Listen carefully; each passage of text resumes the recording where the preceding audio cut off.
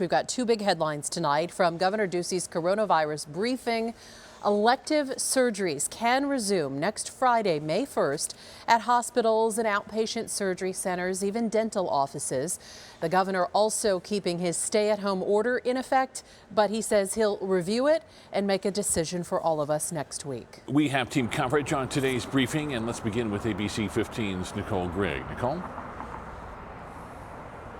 That's right. The governor didn't really give any clear roadmap as to what it's going to take to reopen Arizona. He only said what we already know. As for the stay-at-home order, he will either let it expire, he will modify it, or extend it. But he says more will come next week. Now, the governor says he's looking to the White House guidelines to reopen, but the governor emphasized that those criterias are flexible. He didn't give any indication on what the roadmap is that would trigger him to reopen Arizona, saying he's going off data. Testing is another big thing that needs to happen to reopen the state, but the governor said more testing is to come for broader populations, but he did not say any clear idea on how that will happen. As you know, we're 8 days away from the governor's stay-at-home order expiring, but he says more information will come possibly next week.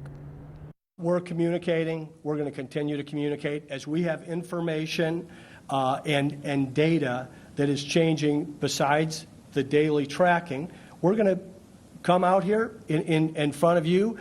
We've showed you where we are. We've showed you what's going to happen between now and May 1st. And we've also showed you the gating criteria, which is going to be the guidelines that will help guide our decision making. Another hot topic was communication with the public. This was the first briefing from the governor in 8 days, so we asked him about that. We're also learning that the governor has canceled all briefings and phone conferences with mayors from across the state moving forward. Reporting live in Phoenix, Nicole Grigg, ABC 15, Arizona. Thank you, Nicole. And next in our team coverage, the governor also taking up two other big topics, modeling and long-term care facilities. ABC 15's Melissa Blasius is here with that part of the coverage. Melissa? Steve, today, two major conclusions from new modeling information being shared by the state. The first is that they do believe that they have the hospital capacity, the healthcare capacity to handle the peak of the coronavirus crisis. And they also think that that peak may be pushed significantly farther out, as late as June 11th.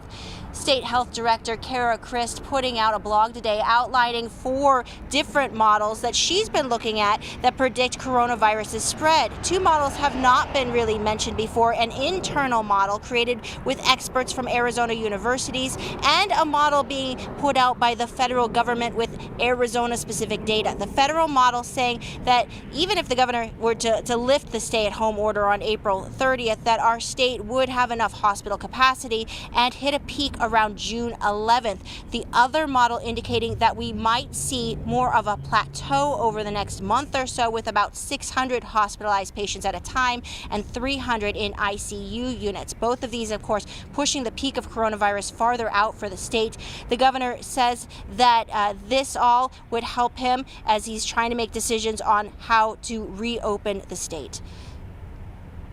We want to reduce the number of deaths by as many as we can. We want to reduce the number of illnesses by as many as we can.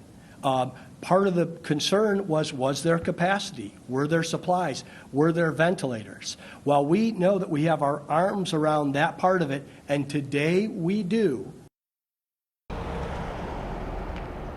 And there are still things, though, that the public lacks a lot of information about, including the dozens of long-term care facilities across the state experiencing outbreaks of coronavirus. We do know the raw number of facilities with coronavirus cases, but the governor and Dr. Christ have refused to release the specific names of the facilities with outbreaks. Although today they did say that both patients and their relatives are being informed if there are coronavirus cases in the facilities that their loved ones are at.